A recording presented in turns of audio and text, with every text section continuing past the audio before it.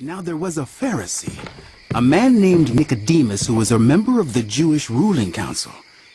He came to Jesus at night and said, Rabbi, we know that you are a teacher who has come from God, for no one could perform the signs you are doing if God were not with him. Jesus replied, Very truly, I tell you, no one can see the kingdom of God without being born again. How can anyone be born when they are old?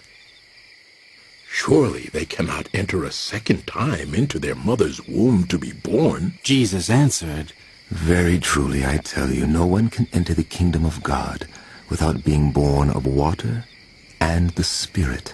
Flesh gives birth to flesh, but the Spirit gives birth to spirit. You should not be surprised at my saying, you must be born again. The wind blows wherever it pleases. You hear its sound, but you cannot tell where it comes from or where it is going. So it is with everyone born of the Spirit.